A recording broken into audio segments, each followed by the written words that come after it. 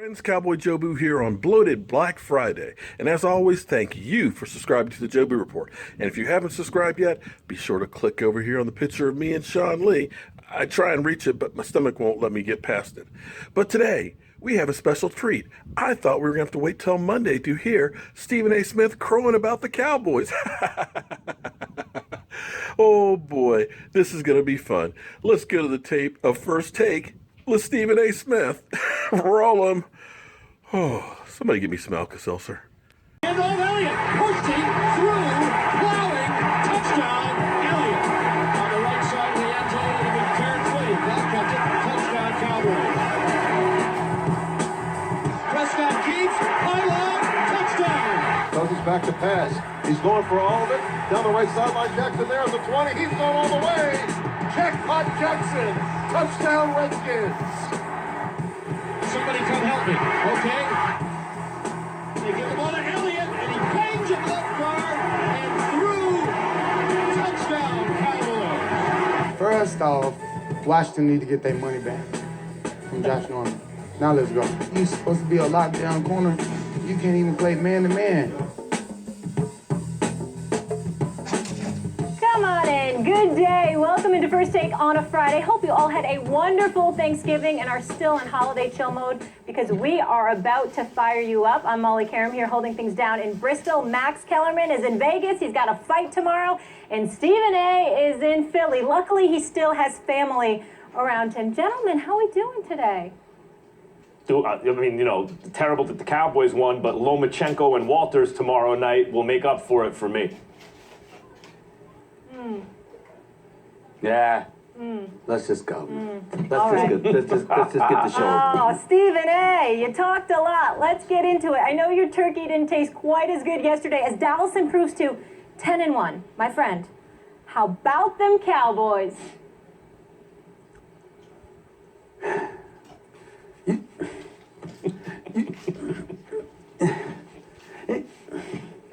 You know, oh, damn. You know, look.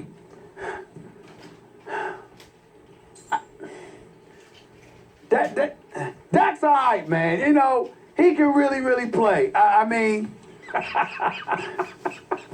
Yeah, this is the only thing that made it bearable for me. This moment right here made my suffering a little better. Thinking about this. Look, I'm thinking about Dak Prescott, and listen, the numbers weren't that great in terms of 17, 2,495 yards, a touchdown. But watching him evade the rush, watching him audible at the line of scrimmage, watching him pick up blitzes, watching him scamper for one play after another using his wheels, you know, being big, being formidable. I got to give credit where credit is due. You know, listen, I got love for Dak and Ezekiel Elliott. I just can't stand the uniform that they're wearing because I hate their fans. But I got to admit that Dak's a bad boy, man. There's something that is just special about this brother. Having said all of that, let me say this. These Dallas Cowboys did give up 505 yards. I mean, the Redskins are only the fourth team in the NFL since 1940 to have 500-plus yards, not commit a single turnover, and still find a way to lose the game. Now, I can't even begin to tell you how disgusted I am at the Redskins this morning. Wasted 449 yards passing, 3 touchdowns, not a single interception by Kirk Cousins. Wasted shoulder injury where Jordan Reed is in a sling in the first half, still comes out in the second half, balls, catches that beautiful one-handed grab, okay, and that ultimately led to a touchdown. Wasted Deshaun Jackson's 67-yard touchdown catch, 118 receiving yards, etc., etc.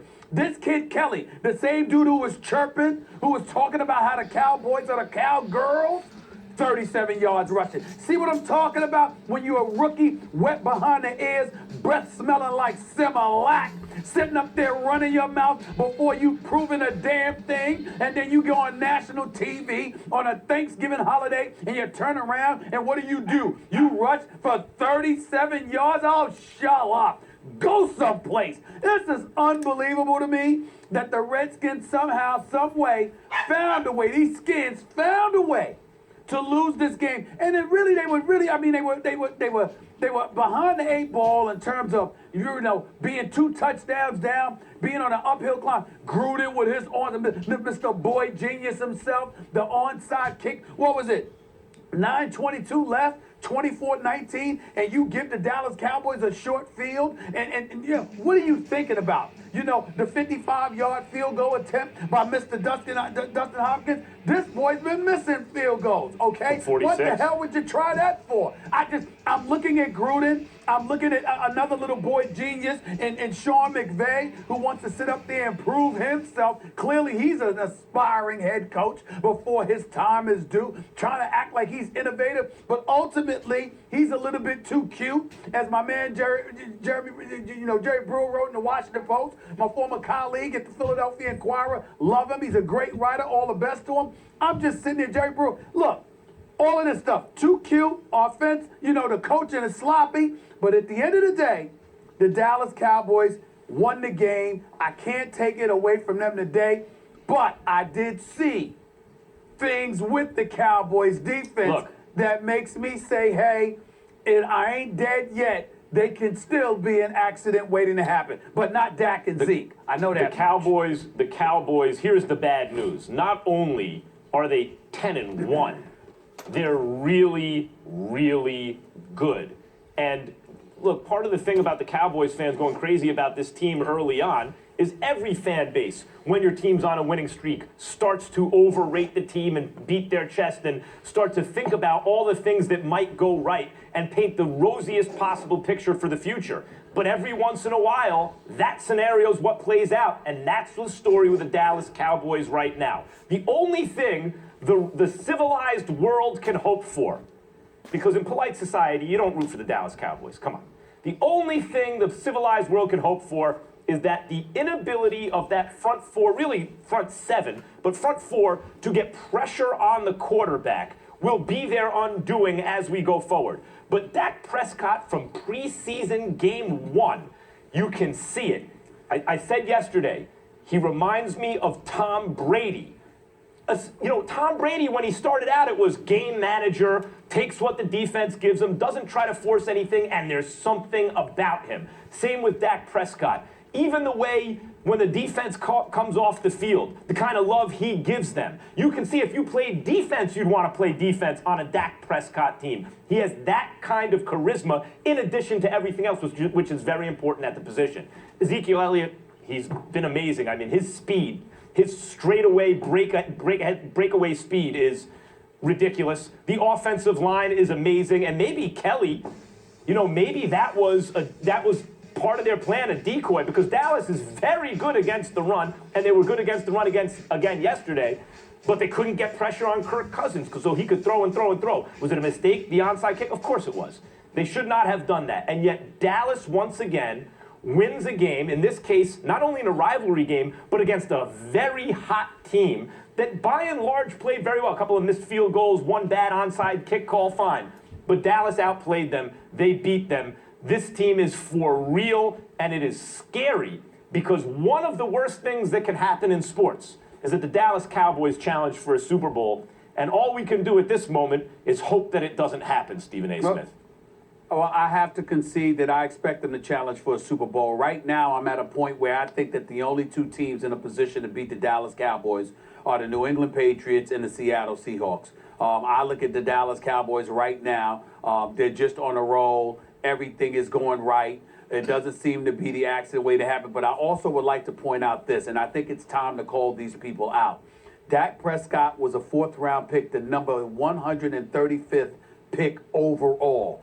I think it's time, Max Kellerman, to call out the teams that passed up on Dak Prescott and drafted a quarterback. 7 quarterbacks were drafted ahead of him. Okay, we're not going to debate Carson Wentz. Hold on, let me finish. You just mentioned the teams. You just mentioned the teams that you think.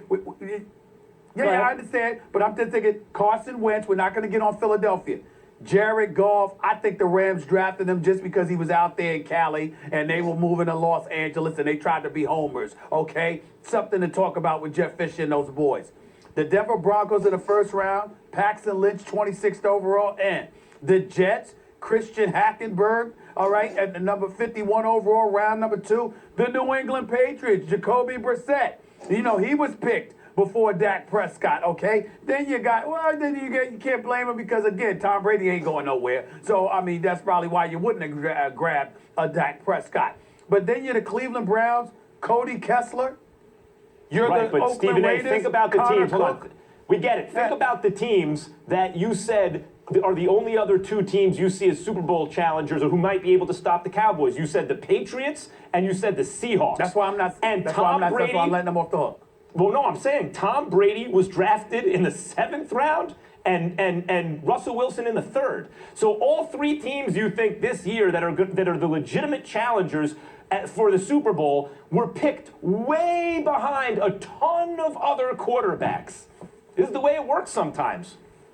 I don't know if you're Denver or you're the Cleveland Browns with Lynch or Cody Kessler that you should have made that move, though, but that's just me. But I hear you. Stephen A., on the bright side, I've tasted your sister Carmen's cooking, so at least I know you ate well yesterday. So you have that going for you this morning. We move on. Whatever, Molly. Whatever.